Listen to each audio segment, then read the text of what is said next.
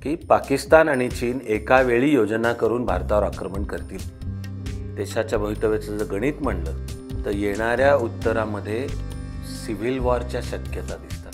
की राष्ट्र असणे म्हणजे काहीतरी किंचाळे, हिंसक किंवा कोणाबद्दलचा तरी द्वेष ही भारतीय राष्ट्रविचाराची नाही संकल्पना. कम्युनिस्ट विचारधारा सैद्धांतिक पातळीलाच राष्ट्र ही संकल्पनाच मानत नाही. सत्तेतल्या कुणीच कधीच सत्तेची मस्ती बाळगू नये. लोक ती उतरवायला वेळ नाहीत लावत. तू 18 क्रॉस केलं की तुझं दर महिन्याचं हे किमान उत्पन्न तुझं चालू.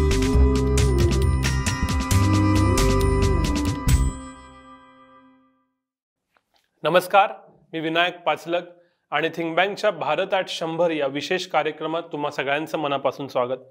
आपण भारताच्या पुढच्या 25 वर्षांबद्दल चर्चा करतोय, मंथन करतोय. काय घडायला हवं, काय घडेल याच्याविषयी वेगवेगळ्या मान्यवरांशी बोलतोय. आणि आज पहिल्यांदाच स्टुडिओमध्ये आपल्याबरोबर आहेत अविनाश धर्माधिकारी सर. सर, स्वागत आहे तुमचं स्टुडिओ. नमस्कार. सरांचे असंख्य व्हिडिओज तुम्ही थिंक बँकवरती बघितले असतील, पण आम्ही ते कित्येकदा बाहेर किंवा ऑनलाईन शूट केले. आज पहिल्यांदाच सर स्टुडिओत येतात. सरांची ओळख तुम्हा सगळ्यांना तरी सुद्धा माजी IAS अधिकारी, चाणक्य मंडलचे संस्थापक, वक्ते, लेखक आणि आत्ता नुकतंच त्यांचं एक पुस्तक लिहून झालंय. तो आपला एपिसोड झाल्यानंतर आठवड्याभरात त्याचा प्रकाशनाचा सोहळा आहे. ते म्हणजे भारताची 75 सोनेरी पानं. भारताच्या इतिहासातल्या गेल्या 75 वर्षातल्या सर्व प्रमुख घटनांवरती त्यांनी अत्यंत सुंदर पुस्तक लिहिलंय. मी स्क्रीनवरती तर ते दाखवतोच आहे. आणि त्यातला शेवटचा जो भाग आहे तो अमृतकाल म्हणून पुढच्या 25 वर्षांबद्दल त्यांच्या मनात काय आहे तेच आहे. तर या निमित्तानं सुद्धा मला सरांशी बोलायचं आहे. सर, स्वागत. आणि पहिला प्रश्न हाच की अमृतकालाचा तुम्ही उल्लेख करता, पुढच्या 25 वर्षाचा उल्लेख करता. कसा दिसतात भारताची पुढची 25 वर्ष? मला निश्चितपणे उज्ज्वल दिसतात. फक्त असं मला भवितव्य उज्ज्वल दिसतं हा कोणी म्हणायचं झालं तर जणू माझाच दोष आहे असं म्हणलं तर मला तो मान्य आहे. कारण मी नेहमीच आनंदाने उल्लेख करतो की मी बेसिकली दुरुस्त न होणारा आशावादी आहे, क्रॉनिक ऑप्टिमिस्ट. आणि ज्या काही माझ्या वयाच्या 16व्या वर्षी पुढचं करिअर म्हणून सुद्धा दिसलं की आपल्याला काय करायचं आहे, तर भारत मातेची सेवा हे स्वप्न, या भारताचा कार्यकर्ता होणे हेच करिअर, बाकी सगळं मग बाय प्रॉडक्ट आहे. तर मग तसा कार्यकर्ता होऊन काम करायला पण तुमच्या मनामध्ये एक ध्येयाबद्दलचा विश्वास असावा लागतो. 1975 जेव्हा सुरुवात केली तेव्हा तर बऱ्याच प्रमाणात वातावरण जणू असं असायचं की इंडिया कभी सुधरेगा नाही, एक प्रकारची निगेटिव्हिटी. आणि मुळामध्ये हे राष्ट्रच आहे का नाही तो डिबेट अजूनही स्वयंघोषित चालूच असतो. असलं तर ते 15 ऑगस्टपासून आहे का इंग्रजांनी केलं का हजारो वर्षाच्या इतिहासात चालत आलं आणि त्यांनी हा नवा आकार धारण केला आहे. बरं, समजा असलं टिकणार नाही. भारतातले आणि जगातले अनेक पंडित हे भवितव्य सांगतच होते की हे टिकणारच नाही आहे. त्या सगळ्यावर मात करत 75 वर्षाचा भारत नुसता टिकला नाही आहे, तर त्याची राष्ट्रीय एकात्मता अधिक बळकट होत गेली. लोकशाहीतल्या सुद्धा सर्व मर्यादांचं भान ठेवूनही मी म्हणतोय की तरी या देशामध्ये गेल्या 75 वर्षात लोकशाहीने पाळंमुळं पक्की पकडली. गाव पातळीच्या सामान्य माणसापर्यंत राज्यघटनेचा स्वीकार झाला आहे. तर कमीत कमी शब्दात म्हणायचं तर मी मानतो की ही सगळी या राष्ट्राच्या भक्कम पायाभरणीची 75 वर्ष. त्यावर मला पुढच्या 25 वर्षांमध्ये एक उत्तुंग इमारत, वास्तू पवित्र उभी राहताना दिसते.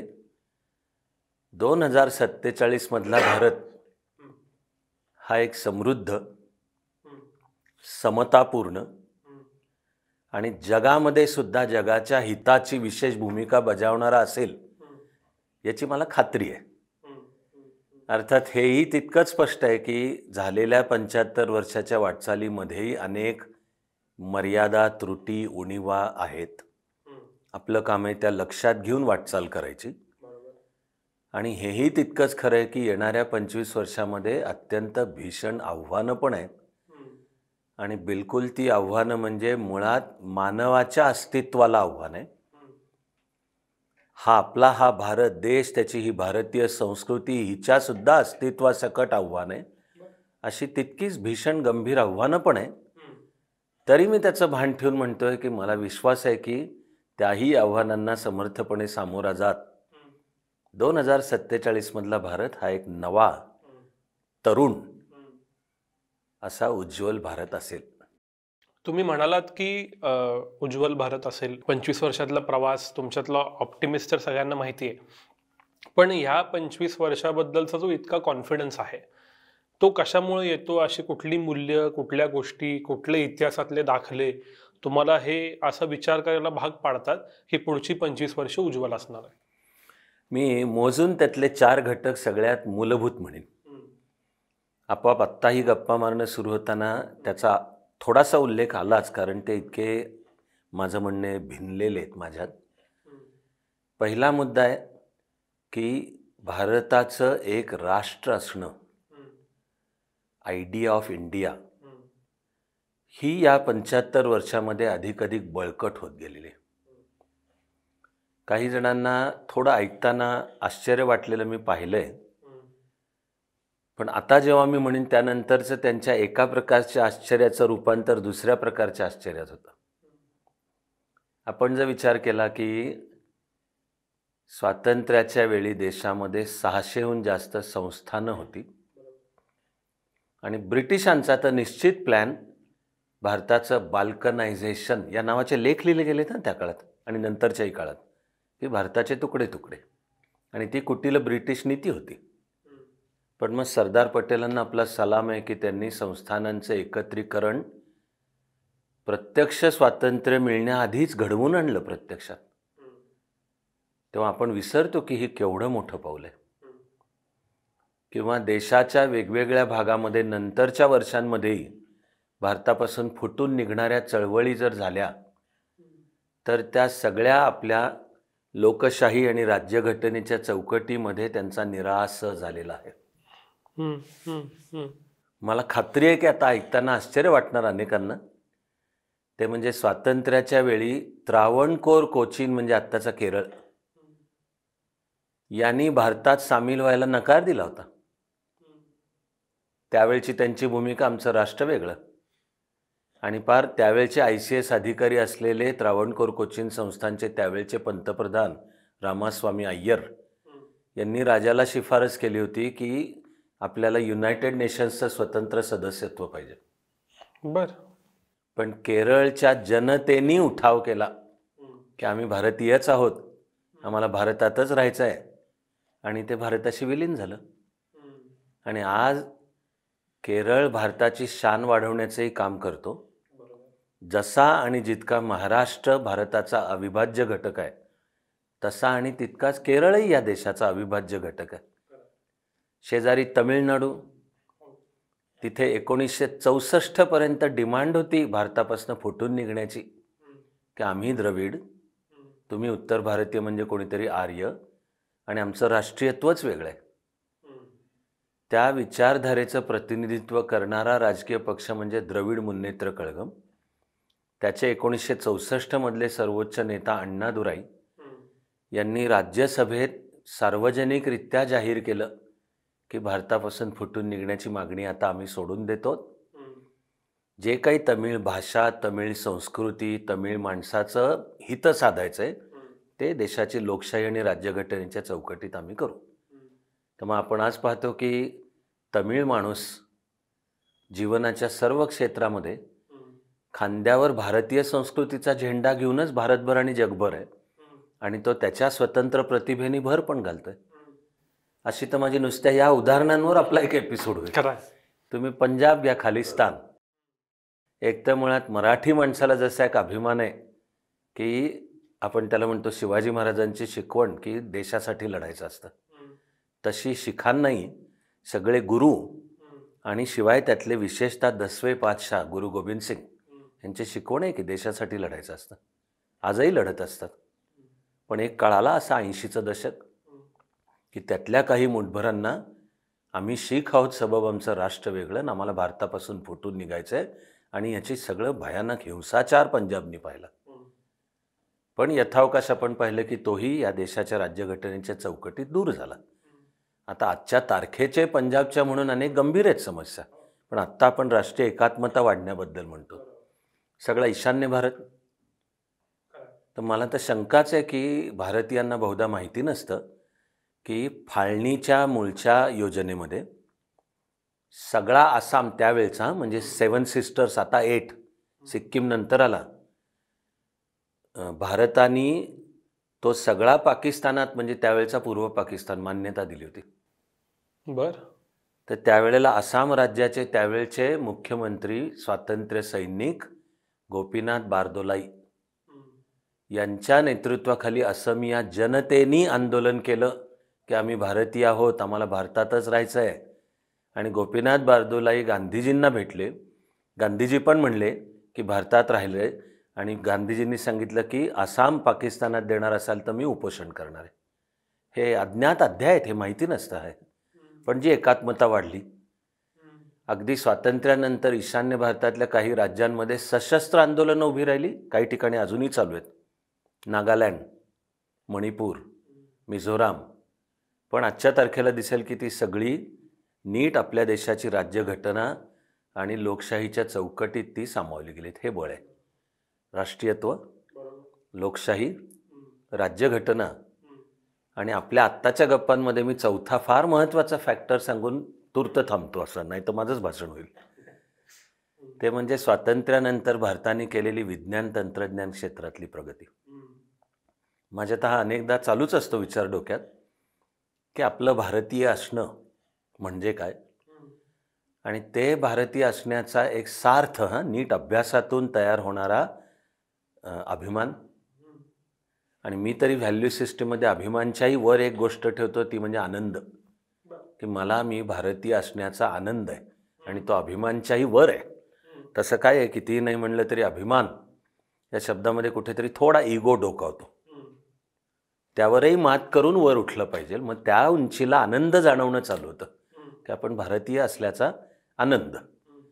तर माझ्या तर अंतःकरणात आहेच की तो आनंद या देशात हजारो वर्ष अखंड चालत आलेली एक संस्कृती की जी विविधतेने नटलेली आहे, ती त्या विविधतेचा नुसता स्वीकार नाही करत, सन्मान करते. कारण तिला त्या विविधतेतली आंतरिक एकता कळलेली आहे. एवढंच नाही तर बदलत्या काळानुसार बदलायचं असतं, याची सुद्धा लवचिकता संस्कृतीच्या संरचनेतच आहे, इनबिल्ट. म्हणूनच आपण आधुनिक काळामध्ये आनंदाने आणि यशस्वीरित्या लोकशाही, राज्यघटना, कायद्याचं राज्य, कायद्यासमोर सर्व समान या सर्वाचा स्वीकार करू शकतो. पण असा सगळा विचार आणि माझ्या परीने जमणारं काम करताना मला नेहमी पडलेला आहे प्रश्न की ठीक आहे की भारतीय संस्कृतीचा आपल्याला एक सार्थ आनंद आहे, पण वर्तमान काळामध्ये सुद्धा ज्याचा आनंद बाळगावा भारतीय असण्याचा, असं काय आहे ज्यातनं आपल्या भारतीय असण्याचा आत्मविश्वास वाढावा, पुढच्या वाटचालीला बळ यावं. तर मला तिथे अत्यंत ठळकपणे उठून दिसतं विज्ञान तंत्रज्ञान क्षेत्रातली प्रगती. डोळ्यासमोर जर 1947चा भारत आणला तर सांकेतिक अर्थाने म्हणलं जातं की एक टाचणीसुद्धा उत्पन्न होत नव्हती. हे वाक्य खरं नाही आहे, टाचणी होत होती. ती दूरदृष्टी जमशेदजी टाटांची आहे की स्टीलचा कारखाना तो त्यांनी राष्ट्रीय हितसंबंधावर नजर ठेवूनच सुरू केला होता की स्वतंत्र भारत जर बळकट व्हायला हवा असेल तर त्याचा औद्योगिक पाया पक्का पाहिजे. आणि त्या औद्योगिक क्षेत्रातला सर्वात मूलभूत घटक म्हणजे पोलाद. म्हणून 1910-11 तेव्हा टाचणी होत होती, पण असा 1947चा भारत दरिद्री, मागासलेला, त्या भारताने केलेल्या वाटचालीमध्ये आज विज्ञान तंत्रज्ञानाचं आजच्या तारखेला असं एकही क्षेत्र नाही की ज्यात भारत जगाच्या बरोबर नाही. आणि नुसता बरोबर तर काही ठिकाणी तर तो प्रगती म्हणजे आता आपण विज्ञान तंत्रज्ञानाच्या त्या क्षेत्रातलं जगाचं नेतृत्व करू शकू इथपर्यंत पोचलो. त्यामुळे अवकाश प्रगती, अणु क्षेत्रातली प्रगती, औषधी विज्ञान म्हणजे फार्मसी, आज भारताचं वर्णन फार्मसी ऑफ द वर्ल्ड, किंवा ऊर्जेच्या क्षेत्रामध्ये आपण गाठलेली स्वयंपूर्णता, किंवा 70च्या दशकातली आधी हरित क्रांती, त्यातून अन्नधान्यात स्वयंपूर्णता मिळवली आणि टिकवली. आता त्या हरित क्रांतीचे काही दुष्परिणाम दिसत आहेत, त्यावर करायची मात, ती भविष्याची दिशा. पण अशी ही विज्ञान तंत्रज्ञान क्षेत्रातली प्रगती, आजच्या तारखेला आता BT, NT, IT असा उल्लेख केला जातो. Biotechnology, nano technology, information technology, आणि त्यातलं पण पुढचं येत चाललं आहे. उदाहरणार्थ पुढच्या 25 वर्षातली येतं दशकच म्हणजे 2030पर्यंत आपल्या वैयक्तिक जीवनापासून ते अख्खा हा महाराष्ट्र, भारत आणि जग यामध्ये प्रचंड बदल होणार आहेत, जे चालू झालेच आहेत. म्हणजे होणार आहेत म्हणजे ते भविष्यकाळात ठेवत नाही, चालू झालेच आहेत. पण माझं म्हणणं आहे की त्याला भारत सज्ज आहे आता. आणि आताचा भारत वयाने पण आणि मनाने पण तरुण आहे. बदलाला सामोरं जायचा त्याच्यात आत्मविश्वास आहे. बिलकुल ह्या तरुण पिढीमध्ये येणाऱ्या 25 वर्षातला भारतसुद्धा सरासरी वयवर्ष 35च्या खालचाच असणार आहे. तर अशा वेळी की आपला GDP विकासाचा दरही वर्षाला 10% जास्ती राहू शकेल, ही क्षमता आणि मी म्हणालो तसंही विज्ञान तंत्रज्ञान क्षेत्रातली प्रगती. त्यामुळे माझ्या मनातला विश्वास की या 75 वर्षाच्या वाटचालीच्या अनेक अत्यंत तीव्र दुःखद उणीवा मान्य केल्या, तरी ह्या 75 वर्षांनी आपल्याला विश्वास दिला आहे की आता येणाऱ्या 25 वर्षांमध्ये आपण त्या समता, समृद्धी या दिशेने जाऊ शकू. तुम्ही 4 मुद्दे सांगितलेत, त्या चौघांकडे मी येईन, पण पहिल्या 3 मुद्द्यांच्यातला एक समान धागा कुठला असेल तर तो राष्ट्रीयत्वाचा आहे, आणि त्याला काही जण आज राष्ट्रवाद म्हणतात. खूप दिवसांनी असं दिसतंय की वर्तमानात राष्ट्रवाद या विचारांचं प्रभुत्व आणि प्रभाव वाढलाय असे सगळेजण म्हणतात. तर ही जी राष्ट्रवादाची संकल्पना आहे, ही संकल्पना आत्ता ज्या टप्प्यावरती आहे ते, आणि ज्याचं भविष्यातलं वाटचाल, कारण एक प्रखर राष्ट्रीयत्वाची भावना आता समाजात दिसतेय. या अंगानं मला तुम्हाला विचारायचं आहे की या राष्ट्रीयत्वाकडं, राष्ट्रवादाकडं आणि त्याच्या भविष्याकडं तुम्ही कसं बघताय भारतातलं? एक अनेकदा मी त्याला म्हणतो की ज्यांचा वैचारिक कोश फक्त पाश्चात्य विचार आणि पाश्चात्य विशेषतः युरोपीय संस्कृतीचा जीवनानुभव यातून तयार झालेला असतो, त्यांना असं वाटतं की हा राष्ट्र ही संकल्पना ही 1648 मध्ये वेस्टफालियाचा करार इथून चालू झाली, आणि त्यामुळे आधुनिक काळातली राष्ट्र राज्यच मुळात जर 1648 नंतर आहे, तर तुम्ही कुठल्या भारत या राष्ट्राबद्दल बोलता? पण मग एक तो दृष्टिकोन आहे, एक दृष्टिकोन जो हजारो वर्ष भारतीयच मुळी संस्कृतीच्या अंतर्भूत विचारातून निर्माण होणार आहे, की ज्यामध्ये निश्चितपणे थेट वेदांपासून ते आजपर्यंत हा उत्तरेला हिमालय आणि दक्षिणेच्या तिन्ही बाजूनी महासागर ह्याचा मधला प्रदेश म्हणजे भारतवर्ष, आणि त्यातले आपण सगळे म्हणजे भारती तत्र संतती, ही जाणीव निश्चितपणे भारताच्या पूर्ण ऐतिहासिक अनुभवामुळे दिसून येते. याला मी भारताचं सर्वसमावेशक राष्ट्रीयत्व म्हणतो.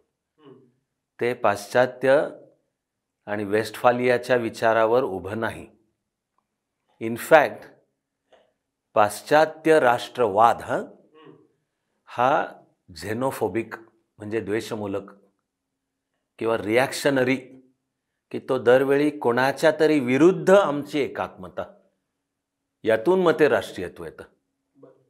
की समजा ब्रिटनचं राष्ट्रीयत्व हे मुख्यतः फ्रान्सशी लढण्यामधनं आकाराला येतं,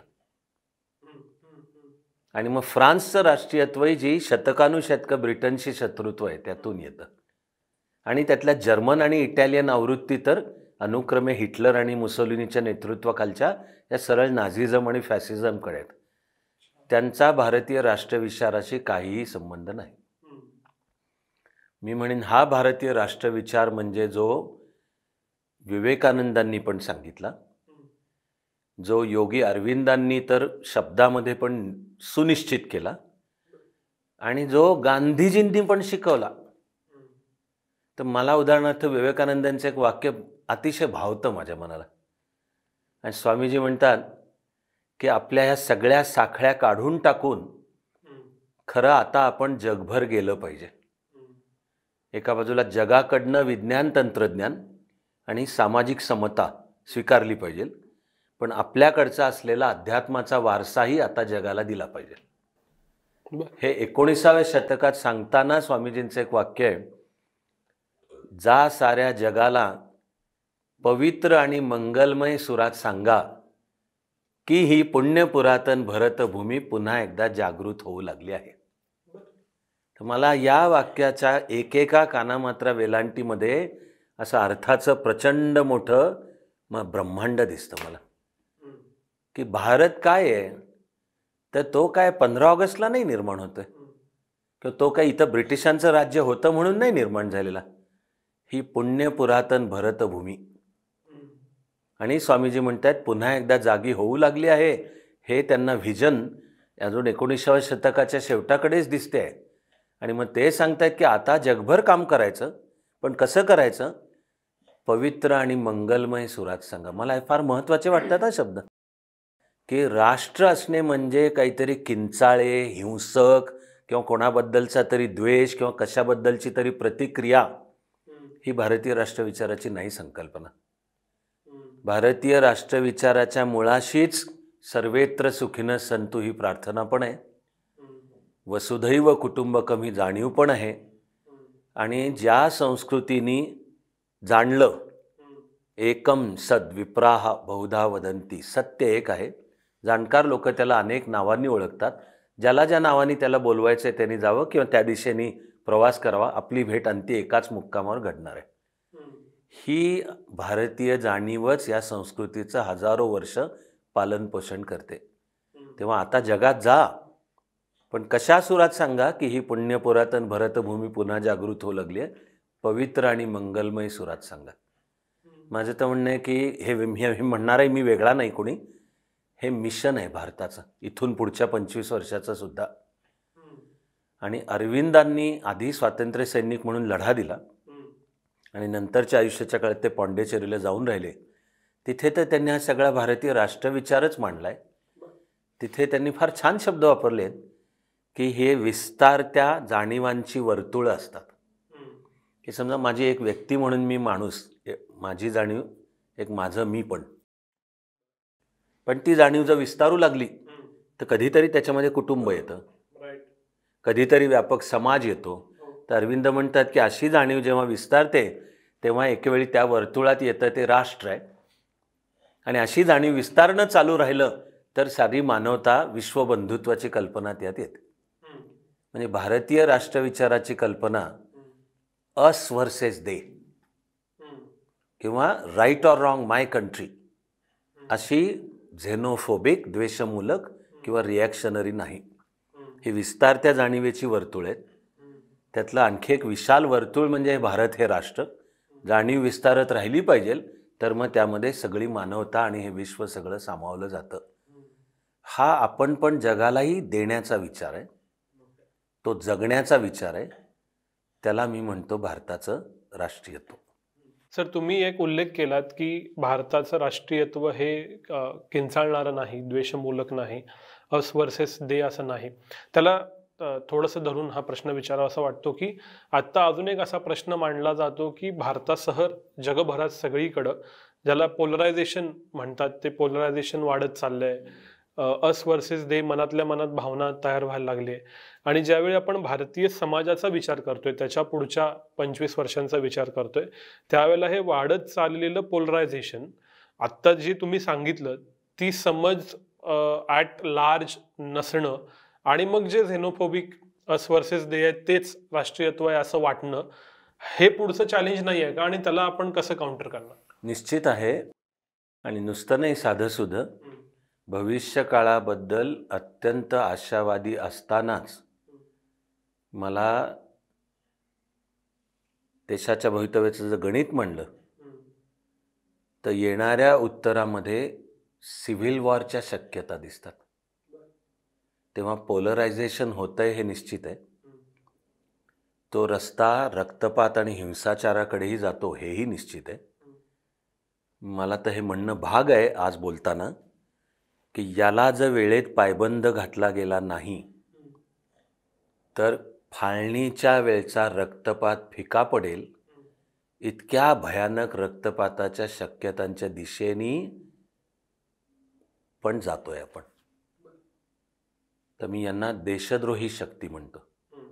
पुन्हा म्हणतोय आणि जरा स्पष्टच की जे मुळे या देशाला राष्ट्र म्हणतच नाहीत.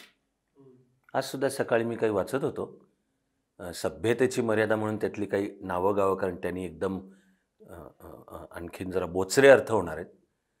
पण उठून कोणी म्हणतो मी तिरंग्याला सॅल्यूट करणारच नाही.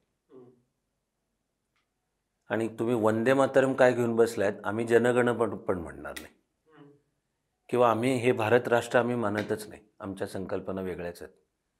आणि त्यातून तो रस्ता मग देशद्रोहाकडे जातो. मग ही काळजीची आहे. आणि मग मला जाणवतं की मग त्या विरुद्धची पण एक तीव्र प्रतिक्रिया देशामध्ये तयार होते. असं मग मला दिसतंय की तो रस्ता रक्तपात आणि हिंसाचाराकडे जातो. तरी या ठिकाणी मग मला वाटतं की अशा वेळचं काम आहे राज्यघटना, कायदे यांनी आपलं कर्तव्य चोख बजावणे. ते जर केलं तर या नकारात्मक प्रवृत्तींना पायबंद घालता येईल.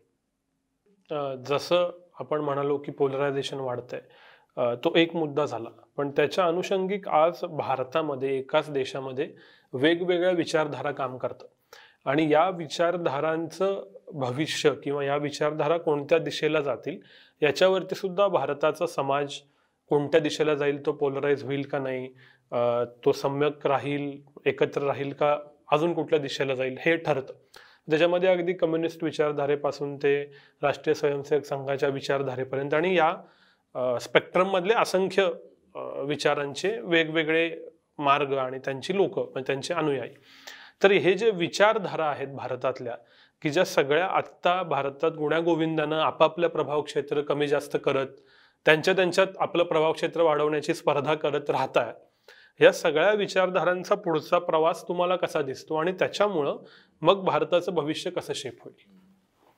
मी जी पुन्हा माझ्या श्रद्धेतून बोलतोय की मुळातली एकात्मता या देशाला, या संस्कृतीला समजलेली आहे.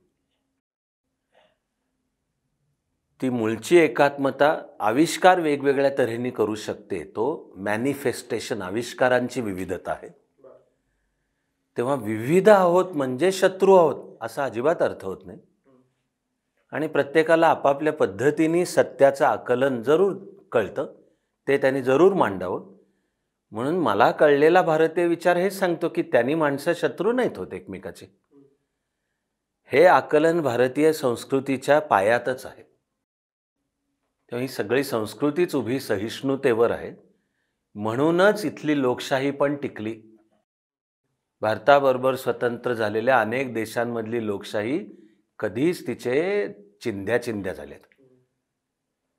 पण या देशाच्या सांस्कृतिक जाणीवांमध्ये ही सहिष्णुता आहे, ही सर्वसमावेशकता आहे.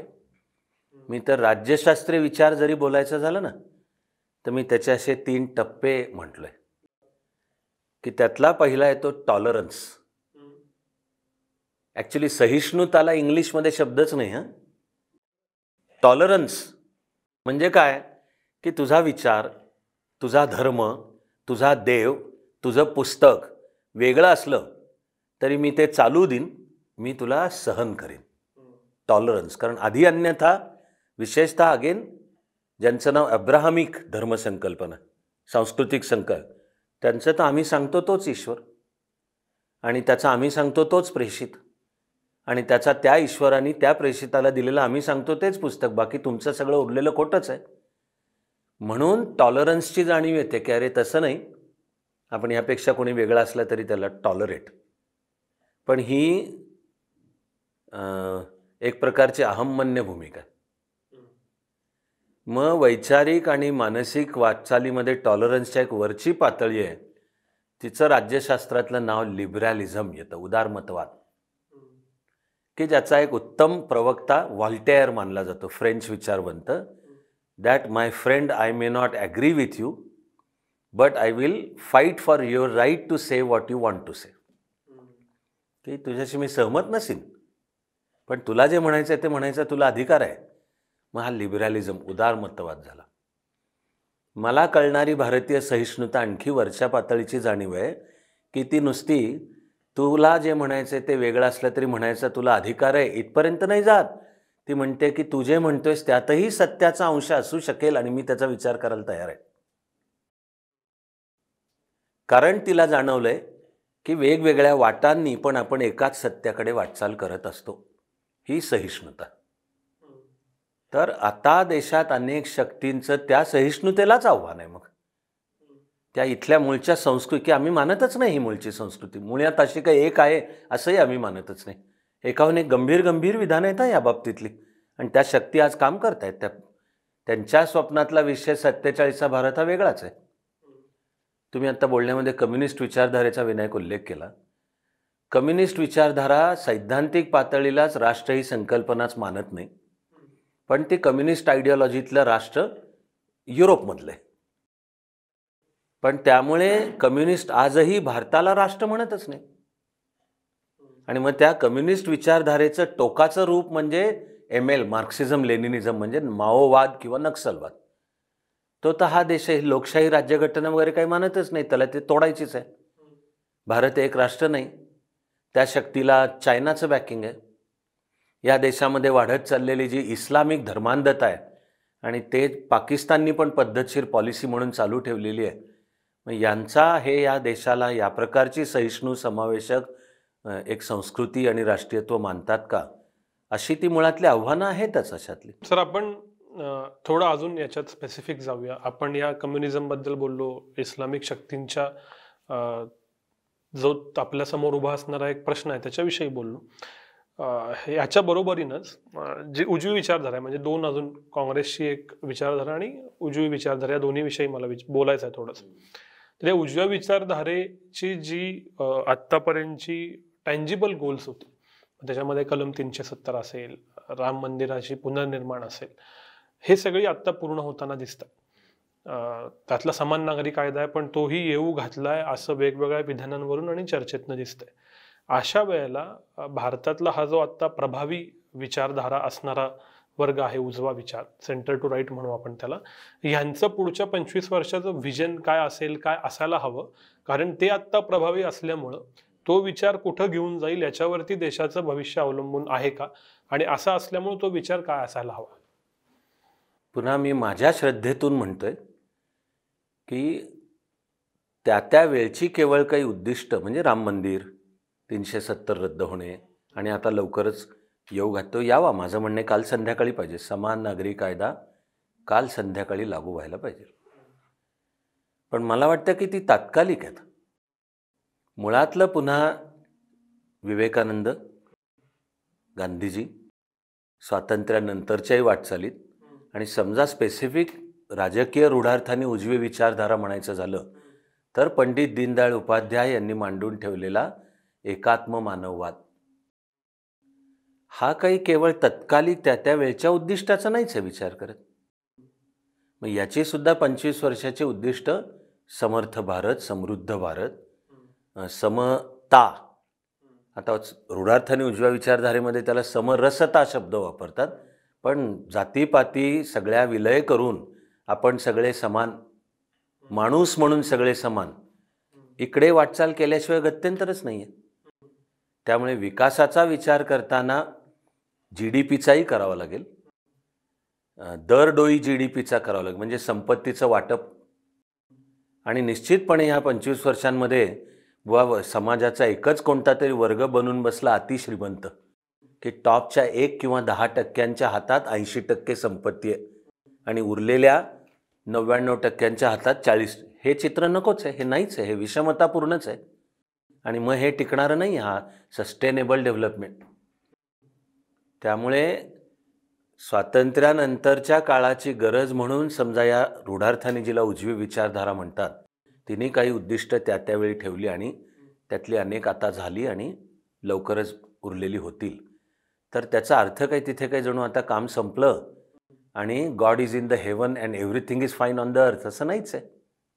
हा संघर्ष आहे. माझं म्हणणं आहे की अगदी काल मी एक लेटेस्ट स्टॅटिस्टिक्स पाहत होतो, तर एक ऑथॉरिटेटिव्ह सोर्स आहे, तो म्हणतो की देशामध्ये आजही दारिद्र्य रेषेखालची लोकसंख्या 21 कोटी आहे. तर मी ते वाचत असताना सुद्धा मी ते क्षणभर खाली ठेवलं. माझ्यासाठी हे नवीन आहे असं नाही, पण मी सांगतोय की मला धस्स व्हायला होतं की अजूनही देशात जर 21 कोटी लोक आणि जागतिक व्याख्या आहे $1 अ डे किंवा आता ती 1.5, काही जण $2. पण म्हणजे अरे ज्यांना 2 वक्त की रोटी, हे काही पुढच्या 25 वर्षांचं आदर्श चित्र नाही. तेव्हा गरिबीसुद्धा दूर होणे, रोजगाराच्या संधी आणि त्या विशेषतः युवकांना आणि त्यांचं व्यक्तिमत्व, त्यांची कुशलतेची पातळी याला सुसंगत रोजगार मिळाला पाहिजे. यालासुद्धा मग मी ह्याच्यापासून काही, जिला रूढार्थाने उजवी विचारसरणी म्हणतात, हिची काही ना सुटका आहे किंवा ती विचारसरणी तो विचार करत नाही असा सुद्धा नाहीच आहे. की याच 25 वर्षांमध्ये पर्यावरणाचं प्रचंड मोठं आव्हान आहे आणि पृथ्वीचा पर्यावरणाचा समतोल ढासळलेला आहे. आपण सगळे उधार काळावर जगतो आहोत आणि निसर्गाचे उत्पातापुढे तर माणसाचा हात अपुराच पडणार आहे आणि ते वाढत चालले जगभर, भारतासकट. तेही येणाऱ्या वर्षांमध्ये आहेतच आहे. त्यामुळे त्या आव्हानाला त्याला जावंच लागेल सर. तेव्हा याचा विचारसरणी उजवी असू द्या, डावी असू द्या, मध्यममार्गी असू द्यात, या घटकांचा विचार करूनच पुढची पावलं ठरवावी लागणार आहेत. मला इकॉनॉमिक आणि टेक्नॉलॉजी या विषयावर एक प्रश्न घ्यायचा आहे, पण त्या दिशेला जायच्या आधी जसा आपण उजव्या विचारधारेचा विचार केला, तशीच एक विचारधारा ज्याला काँग्रेस विचारधारा म्हणतात, तिनं बरंचसं 1950 पासून जवळपास 90-95 पर्यंत आणि नंतरही ती एक प्रमुख विचारधारा म्हणून राहिली, वेगवेगळ्या पक्षांच्या रूपात, काँग्रेसच्याच वेगवेगळ्या प्रादेशिक व्हर्जन्सच्या रूपात. आज त्या विचारधारेचा सुद्धा भविष्यात काय होणार, विशेषतः ती विचारधारा म्हणून राहणार का ती डिसमेंटल होणार आणि त्याचा परिणाम काय होणार, असाही प्रश्न एक समोर आहे. तर त्या सगळ्या काँग्रेस या थॉटकडं जे वेगवेगळ्या प्रादेशिक पक्षांच्या रूपात, ओरिजिनल काँग्रेसच्या रूपात राहत आहेत, जे सेंटर टू लेफ्ट काही प्रमाणात मानले जातात, यांच्या भविष्यकाळाविषयी आपल्याला काय वाटतं आणि काय दिसतं? एक तर मला तर अगदी आत्ताची काँग्रेसची पक्ष संघटना किंवा विचारधारा म्हणून वाटचाल पाहिली, वर्तणूक पाहिली, मला आश्चर्य वाटतं काहीसं. हीच राजकीय संघटना म्हणजे स्वातंत्र्य लढ्याच्या काळात भारतीय राष्ट्रविचाराचं जी प्रतिनिधित्व करत होती.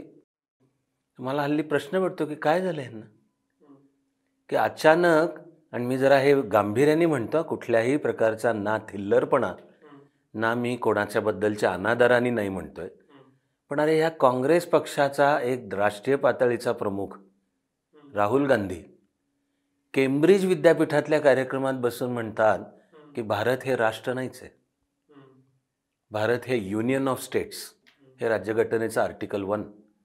मला धक्का बसतो की काय झालं यांना, यांचं आकलन काय, अभ्यास काय, समज काय. तुम्ही उठून तिकडे केम्ब्रिज विद्यापीठाच्या व्यासपीठावर भारत हे राष्ट्र नाहीच आहे म्हणताय.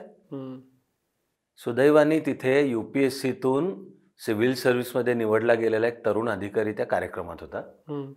तो उभा राहिला आणि तो म्हणाला राहुल गांधींना की तुम्ही कलम 1चा उल्लेख केला, थोडं एक पान मागे गेला असतात तर तुम्हाला दिसलं असतं की राज्यघटनेचा सरनामा प्रिएम्बलमध्ये भारताचा उल्लेख द नेशन एन कॅपिटल, राष्ट्र, असा केलेला आहे. तर म्हणजे ज्या राजकीय संघटनेनी आधुनिक काळातल्या भारतीय राष्ट्रविचाराचं प्रतिनिधित्व केलं, हे सांगत राहिले की जातपात धर्मपंथ निरपेक्षपणे हा भारत एक राष्ट्र आहे आणि आम्ही त्यांचं राजकीय प्रतिनिधित्व करतो, तिला आता एकदम या शब्दाशीच काहीतरी दुरावा तयार झाला एकदम. तर म्हणजे मग ही कुठेतरी भ्रमित अवस्था आहे. पक्ष संघटना म्हणून आपली भूमिका काय ह्याचा कुठे विसर पडल्यासारखी आहे काय अवस्था, असा निदान प्रश्न तर उपस्थित करावा लागतो. 2014च्या लोकसभा निवडणुकीत जेव्हा काँग्रेसचा मोठा पराभव झाला, आणि खरं तो एवढा मोठा आहे की लोकसभेच्या नियमानुसार अधिकृत विरोधी पक्ष म्हणून मान्यता मिळायला जेवढी किमान जागा असं त्यासुद्धा नाहीत. तर त्यावेळेच्या एका चर्चेत मला बोलवण्यात आलं होतं आणि काँग्रेसनी काय केलं पाहिजे. तर मी 2 मुख्य मुद्दे सांगितले होते. एक हे निश्चित आहे की काँग्रेसनी घराणेशाहीच्या पलीकडे जायला पाहिजे. ज्या नेत्यांना मास बेस आहे अशांना पक्ष संघटनेमध्ये मुख्य स्थान देऊन, आणि मग दुसरा मुद्दा की हे बदलत्या काळाचं चिंतन करून नवा कार्यक्रम, नवी धोरणं घेऊन पुन्हा जनतेसमोर आलं पाहिजे. आजही मला 8 वर्षांनंतरही तरी तेच राहतं. त्यामुळे एक तर माझं मत आहे की आता ज्या वर्षांमध्ये गल्लीपासून दिल्लीपर्यंत काँग्रेसच पक्की होती, त्याही वर्षांमध्ये आम्ही म्हणत आलो की जर काँग्रेसला राजकीय पर्याय हवा तर तो राजकीय पर्यायसुद्धा बेसिकली अखिल भारतीय हवा. की काँग्रेस ही अखिल भारतीय राजकीय संघटना आहे. तिच्या जागी आम्ही देशाला सरकार देऊ शकतो असं ज्या विचारधारेला म्हणायचं असेल ती पण अखिल भारतीयच पाहिजे. भारताच्या स्वातंत्र्योत्तर वाटचालीमध्ये तो राजकीय संघर्ष त्रिकोणी म्हणता येईल. काँग्रेस, लेफ्टिस्ट म्हणजे डाव्या शक्ती, सगळ्या डाव्या विचाराकडे एक अखिल भारतीय, मी तर हे मानायला तयार आहे वैचारिकदृष्ट्या की तो विचारही वैश्विक आहे, असा एक अल्टरनेट देऊ शकेल असा. आणि तिसरा अर्थात ज्याला मग रूढार्थानी उजवी, जिचा भर जास्ती भारतीय राष्ट्र विचारावर आहे. आता काळाच्या ओघात हे तयार झालं आहे की त्यातली काँग्रेस आजच्या तारखेला तरी राजकीय संघटना म्हणून दुबळी होत गेली आहे. कम्युनिस्ट 1991मध्ये सोव्हिएट रशियाचं पतन आणि चीननी धोरणं बदलणे त्याच्या आधीपासून, यानंतर मला काही कम्युनिस्टांना काही त्यांचा सूर सापडला असं मला तर वाटत नाही. किंवा आजच्या तारखेला तरी कम्युनिस्ट ही काही संपूर्ण देशाच्या पातळीला एक पर्याय देऊ शकेल अशी विचारधारा किंवा संघटना वाटत नाही. आज पाहायचं झालं तर थोडे उरले तिकडे केरळच्या राजकारणात. बंगालमध्ये ममता बॅनर्जींनी त्यांचा किल्ला पूर्ण संपवलाच. फक्त Mamata Banerjee lefter than the leftist, आणि लेफ्टिझम डाव्या विचाराचा प्रभाव अजूनही जनमानस किंवा मीडिया, एंटरटेनमेंट इंडस्ट्री आणि विशेषतः वैचारिक जगत, पुस्तकं, लेखन वगैरे इथे दिसतो ह्याच्या. पण तो आर्टिक्युलेट होऊन त्याचा काही राष्ट्रीय भवितव्यावर प्रभाव आजच्या तारखेला तर तसं चित्र दिसत नाही. असा तो त्रिकोणी, त्यातनं आजच्या तारखेला विजय उजव्या शक्तींचा आहे. त्याचा अर्थ काही काँग्रेस जणू संपली असं अजिबातच मानता येणार नाही. मला तर वाटतं की विशेषतः लोकशाही या प्रकाराचं हे वैभव आहे की सत्तेतल्या कुणीच कधीच सत्तेची मस्ती बाळगू नये. लोक दिसून जर आली मस्ती तर लोक ती उतरवायला वेळ नाहीत लावत. आणि आत्ताच्या क्षणाला ह्या रूढार्थानी उजव्या विचारधारेची चढती कमान आहे. आणि भाजपने 2014ची निवडणूक जिंकली. 2019च्या वेळी अनेक जण असं म्हणत होते, माझं म्हणणं होतं त्यांचं आकलन चुकीच होतं, पण ते म्हणत होते की 2014चं बहुमत रिपीट नाही करता येणार आहे, भाजपला स्वतःचं स्पष्ट बहुमत मिळणार नाही आहे आणि त्यामुळे त्याला मग कोणाच्या तरी मदतीची गरज पडेल.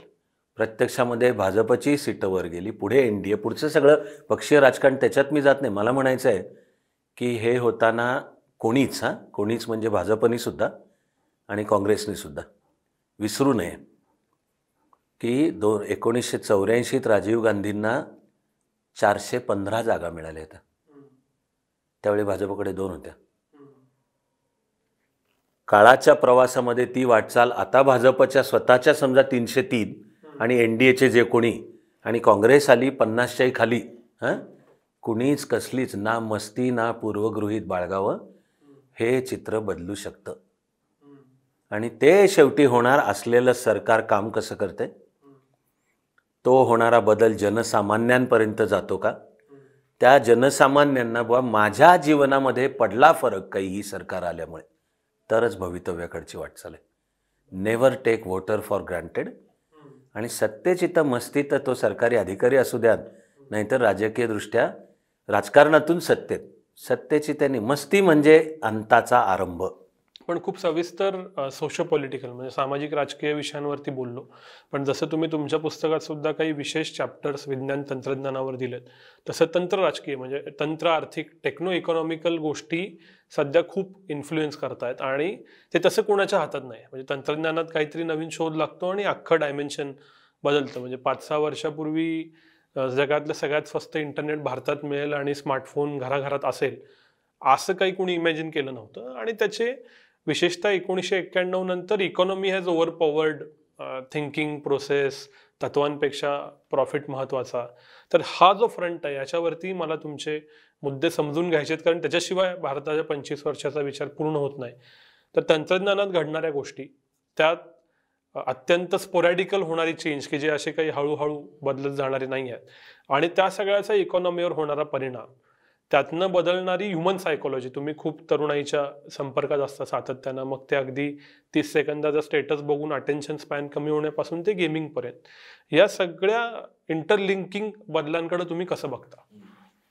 हे याला टेक्नॉलॉजीच्या जगतात वापरला जाणारा आणखी एक फार योग्य शब्द आहे डिस्रप्टिव्ह टेक्नॉलॉजी. राईट. डिस्रप्टच असलेलं सगळं अचानक सगळं बदलून ते बघता बघता कालबाह्य होणे. हो.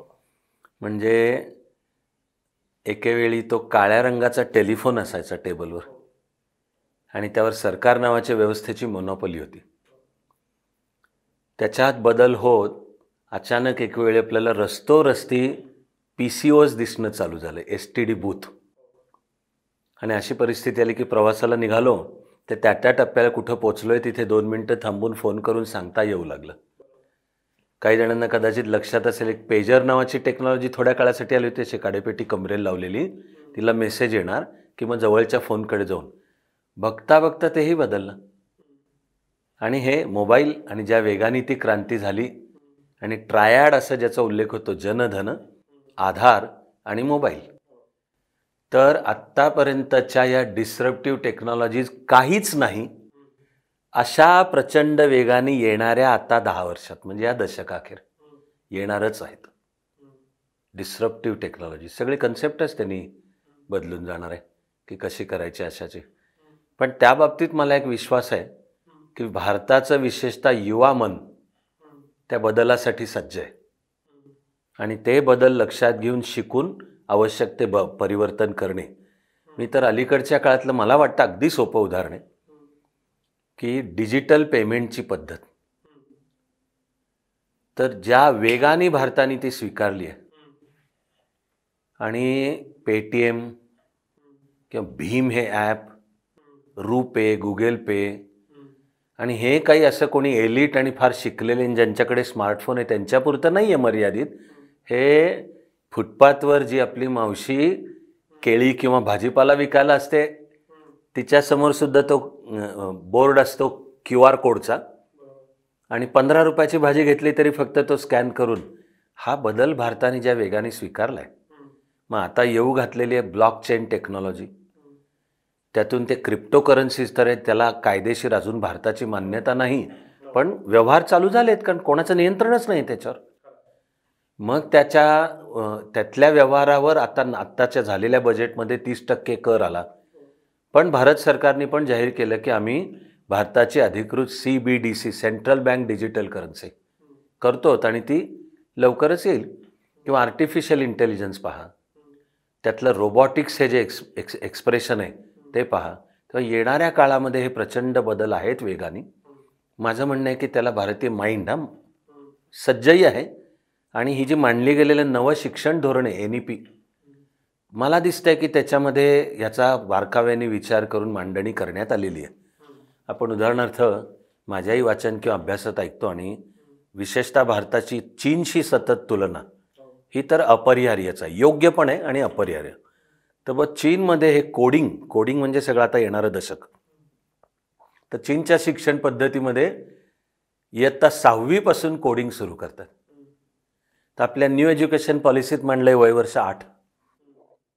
तर मुलांना वय वर्ष 8ला हे कोडिंग, किंवा आता IT क्षेत्राचं पुढचं पाऊल क्वांटम कम्प्युटर, आणि त्याच्याही येणार एक पुढचं DNA चिप, म्हणजे तर लर्निंग कम्प्युटर, म्हणजे मशीन लर्निंग आहे. त्यावर भारत काम करतोय. आपल्याला करायचं खूप आहे अजून, पण तेव्हा सगळ्याचा मिळून विचार केला तर येणाऱ्या 10 वर्षांमध्ये प्रचंड वेगाने बदल होत आहेत. मीही हे मोकळेपणाने सांगायची संधी घेतो की मलाही वैयक्तिक पातळीला त्या बदलांना समजावून घेणे, जिथे आवश्यक तिथे स्वतःच बदल करणे, ह्याचं काही वेळा तोंडाला फेस येतो असं सांगतो मी. पण आनंदाने त्याचा स्वीकार केला पाहिजे, ती शिकण्याची संधी मानली पाहिजे. मी म्हणेन आश्चर्य वाटतील अशी सोपी उदाहरणं आहेत बरं का. हे अजूनही माझ्या घरची अशी एक पूर्ण भिंत ऑडिओ कॅसेट्सनी भरलेली आहे. बर. आणि परवा 2 दिवसापूर्वी मराठीतल्या एक उत्तम लेखिका वीणा गव्हाणकर, आमचा त्यांचा एकदम छान ऋणानुबंध आहे, तर त्या घरी आल्या होत्या. तर ते पाहिल्या आणि मला म्हणल्या, तुम्ही अजून या कॅसेट्स तशाच ठेवल्यात होय? तर मी म्हणालो की तो मी इतिहासाचा पुरावा म्हणून ठेवले आणि गोळा केल्या तेव्हा एक एक कष्ट घेऊन शोधून की मला कुमारजींची अमुक अमुक ठिकाणी मैफल झाली होती, तिथे त्यांनी वर्षाकालीन राग साथीची मला हवी आहे असं तर माझ्याच्याने त्या सोडवत नाही आहेत. पण आता बुवा डेकमध्ये कॅसेट सरकवली, हे संपले दिवस. बरं मग बघता बघता हे आल्या CDs. पण आजच्या तारखेला तेही संपल्यात जमा आहेत. तर मी खरंच वैयक्तिक सांगतो की गेला काही काळ माझं संगीत ऐकणं काहीसं कमी झालं आहे. ती समोर घरची म्युझिक सिस्टीम आहे ती जुनीच आहे, पण ती आता अचानक सगळ्या बदलल्याच. आता असे एवढ्याशा पेनड्राईव्हवर अख्खी दुनिया असते, किंवा हे यूट्यूबमध्ये तर तुम्हाला जे ऐकायचं फक्त सर्चला कमांड द्या. हे जे सगळं बदलत आहेत ह्या सगळ्या, मला आता माझ्या आवडीचं गाणं ऐकायचं आहे तर बुवा माझ्या स्टडीमध्ये मी ती CD इन्सर्ट केली, एक बदललं हे सगळं. एंटरटेनमेंट किंवा अन्य कुठलंही की पहिला TV चॅनल आला तेव्हाचा थ्रिल माझ्या लक्षात आहे. ब्लॅक अँड व्हाईट आणि 1979 हे वर्ष, आणि आपली पाकिस्तानमध्ये बऱ्याच काळाने आपली क्रिकेटची टीम गेली होती. ती मॅच लाईव्ह टेलिकास्ट होती. तिथपासून कुठपर्यंत आलो आपण बघता बघता की अनेक चॅनल्स आले. लोक तर बहुधा घराच्या छतावरचा तो अँटेना त्याशी दांडी आणि ते पण विसरले असतील. आता डिश, आता तर फक्त वायफाय तुमच्या घरात, आणि फॅमिलीने एकत्र बसून TV पाहता ह्या कन्सेप्टमध्ये आता बदल आहे. आता जो तो फक्त कानात हेडफोन घालून OTT प्लॅटफॉर्मवर त्याला हवं ते, आणि ते सगळे पॉवरफुल ठरतात. तर सोशल मीडियासुद्धा पहा, सोशल मीडियाची ताकद मेनस्ट्रीम सो कॉल्ड पेक्षा जास्त. त्यामुळे या डिस्रप्टिव्ह टेक्नॉलॉजीज येणाऱ्या काळामध्ये येणारच आहेत, आणि आपलं काम आहे की त्या शिकायच्या, समजावून घ्यायच्या आणि आवश्यक ते बदल करायचे.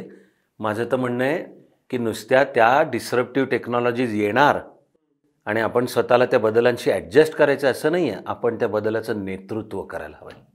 सर, मुलाखतीच्या शेवटच्या प्रश्नाकडे यायच्या आधी या उत्तरामुळे सुचलेला एक पेनल्टिमेट प्रश्न असा आहे की तुम्हीही उल्लेख केला 47 साली सुद्धा भारताचा ॲव्हरेज एज 35च्या आसपास किंवा त्याच्या खालीच राहील.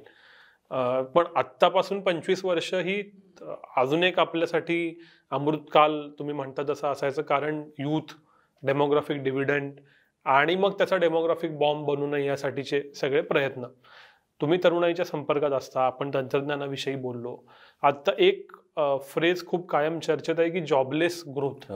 म्हणजे ग्रोथ होतीये, इकॉनॉमी 10% वाढेल, GDP तिप्पट चौपट होईल त्या 72च्या रूलनुसार की 5 इतक्या वर्षात तो डबल होतो. पण या सगळ्यामध्ये तरुणाई, त्यांच्या हाताला असणारा रोजगार, मग तो स्वयंरोजगार असेल किंवा नोकरी असेल, तो नाही मिळाला तर त्यांचं डिस्टर्ब होणं, मग ही सगळी मन चंचल बनवू शकणारी साधनं, या सगळ्या कॉम्प्लेक्सिटीकडं की जे भारतापुढचं चॅलेंज असू शकतं, कारण भारत तरुण आहे, तुम्ही कसं बघता? एक म्हटलं तर भीतीदायक आणि तरी म्हणलं तर त्यातच फार मोठी संधी लपलेली आहे असं एक स्टॅटिस्टिक्स आहे. ते म्हणजे जी आत्ता एकूण जॉब्स आहेत त्यातली 65% जॉब्स या दशकाअखेर असणारच नाहीत. असं असणारच नाहीत. अगदी मी सरकारी अधिकारी म्हणून काम करतोय तर बाहेर छोट्याशा केबिनमध्ये माझा सेक्रेटरी बसलेला आहे. आता ती सेक्रेटरी ही इन्स्टिट्यूशन संपल्यात जमा आहे. आता तुमचा सेक्रेटरी काय, तो सगळा मोबाईल किंवा तुमचा टॅब, आणि त्याच्यावर सगळे गुगल असिस्टंट आणि सगळे, आणि अलेक्साला किंवा सिरीला सांगायचं की ते समोर दत्त म्हणून हा जो अल्लाउद्दीनचा जादूचा दिवाच होऊन बसलाय. पण 65% जॉब जाणार आहेत. पण येणारी ही जी डिस्रप्टिव्ह टेक्नॉलॉजी आहे ती एका कालावधीनंतर पण गेलेल्यापेक्षा जास्ती जॉब निर्माण करणार आहे. मधला हा जो ट्रान्झिशनचा काळ, तर असं नाही होणार आहे की आज 65% जॉब्स गेली आणि उद्या सकाळपासून आता आहेत असं नाही आहे. आधी जाणार आहेत जॉब्स, मग मध्ये एक टाईम लॅग आहे सुमारे 7 वर्षाचा, आणि मग त्या प्रोसेसमधनं निर्माण होणारी नव्या टेक्नॉलॉजीतली गेलेल्या जॉब्सपेक्षा जास्त संधी. हां, तर एक म्हणजे हा जो ट्रान्झिशन पिरियड असेल 5 ते 7 वर्षाचा, हा कसा मॅनेज करायचा. म्हणजे मग बदललेली टेक्नॉलॉजी ज्या नव्या संधी देणार आहे त्या घेता येण्याची कुशलता, स्किल लेवल मग ती शिकून घ्यावी लागेल. आणि तर मग त्या नव्या टेक्नॉलॉजीच्या प्रांगणामध्ये एक समर्थपणे स्वतःच्या पायावर आर्थिकदृष्ट्या सुद्धा सन्मानाने जगणारा व्यक्ती, नागरिक असं निश्चितपणे जगता येईल. या स्वतःला घडवणे, स्वतः शिकणे ह्याच्यात जर कमी पडलो तर मात्र मग 7 वर्षांनी वेळ येईल की माझ्याकडची जी आता कौशल्य आहेत ती या नव्या जगामध्ये लागूच नाही आहेत, तर मग आता मी काय करू.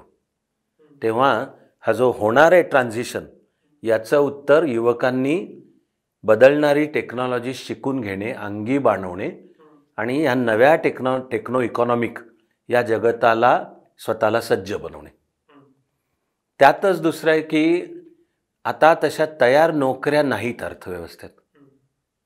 तुझी नोकरी तुला निर्माण करावी लागणार, म्हणजे स्वयंरोजगार, म्हणजेच त्याच्या मुळाशी उद्यमशीलतेची जोपासना आहे की आता तू नोकऱ्या शोधणारा नाही व्हायचं आहे, उलटं तू नोकऱ्या निर्माण करणारा व्हायचं आहे. त्यालासुद्धा टेक्नॉलॉजी आणि फायनान्स, माझ्याकडच्या शैक्षणिक कामामध्ये आम्ही अनेक वर्षांपूर्वीच हे आणून आमच्या परीने जमणारे छोटं काम करतो की तुझं व्यक्तिमत्व काही असो, तुझी डिग्री काही असो, तुला नंतर आयुष्यात काही करायचं असो, तुला टेक्नॉलॉजी आणि फायनान्स या 2 गोष्टींची समज असावीच लागणार आहे.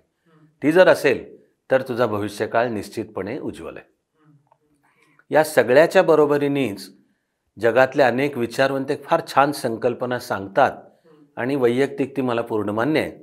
तिचं नाव आहे युनिव्हर्सल बेसिक इन्कम, UBI. तर ही टेक्नॉलॉजी बदलणार आहे.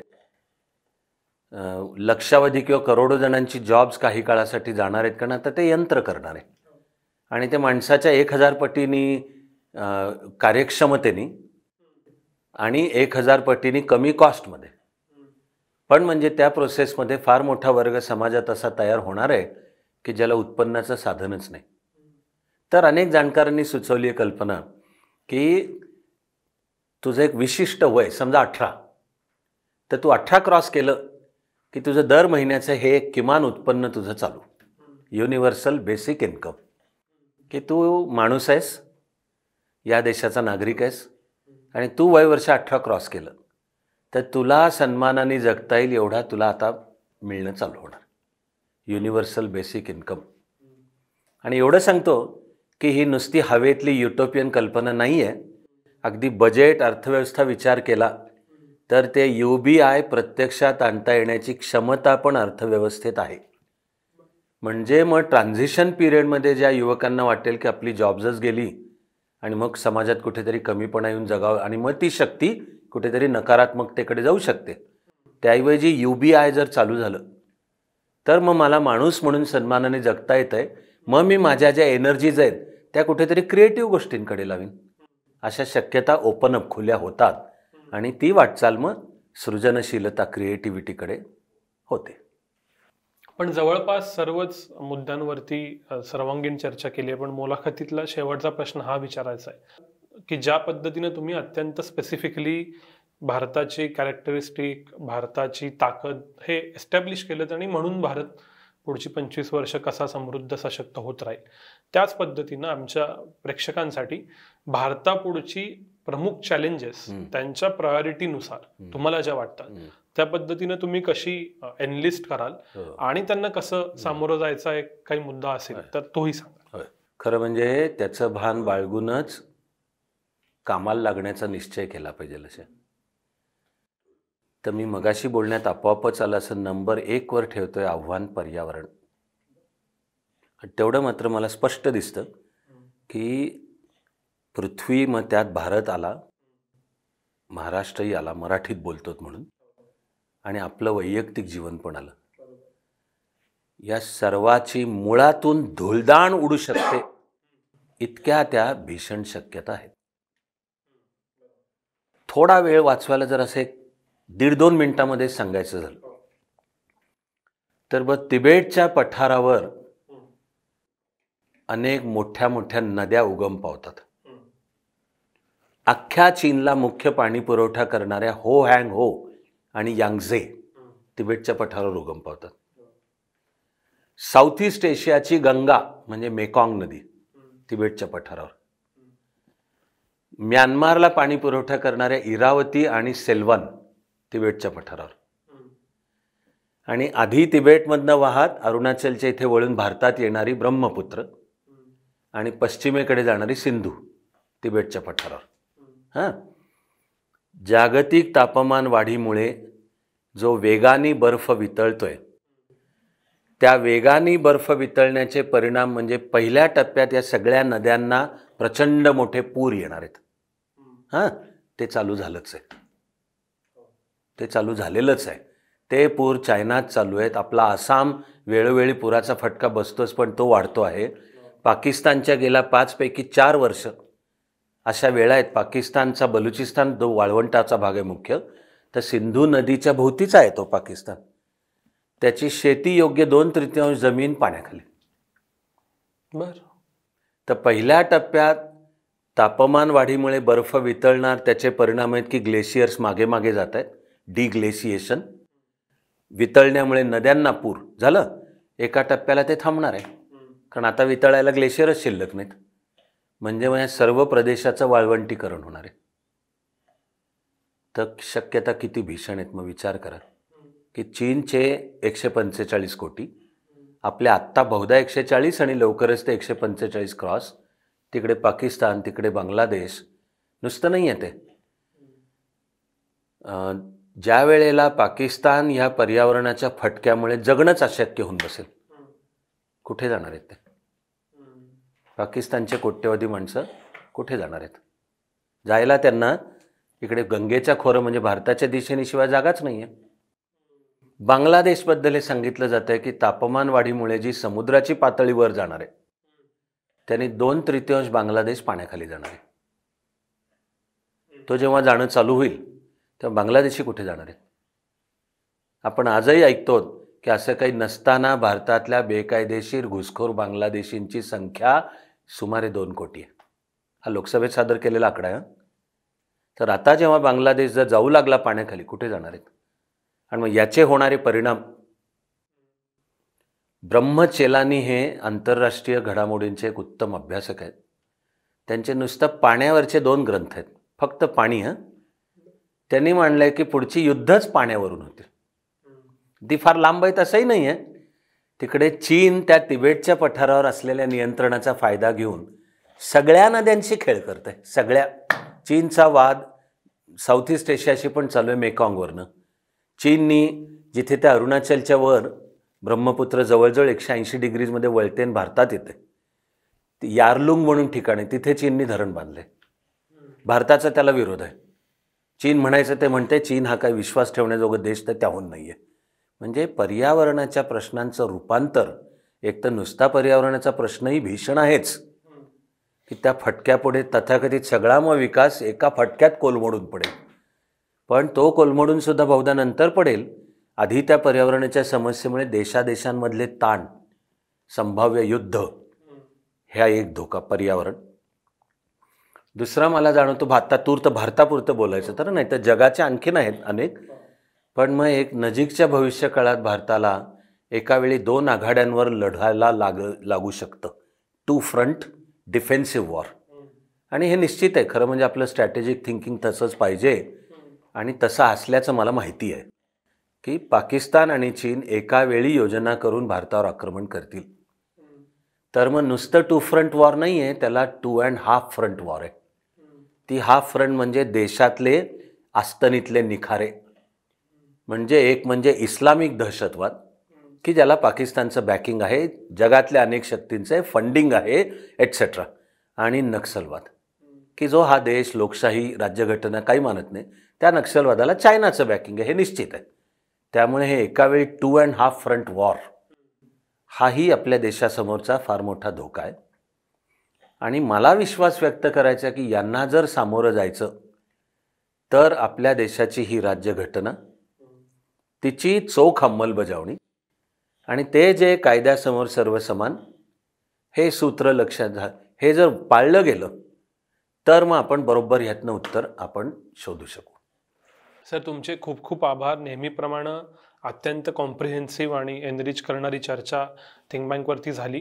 तुम्ही वेळ दिलात आणि भविष्यवेधी चर्चा आपण करू शकलो त्याबद्दल आणि तुमच्या येणाऱ्या पुस्तकासाठी तुम्हाला म्हणजे त्याबद्दल आभार आणि तुमच्या येणाऱ्या पुस्तकासाठी तुम्हाला खूप शुभेच्छा. आज इथंच थांबूया, पण परत भेटू. धन्यवाद. थँक्यू.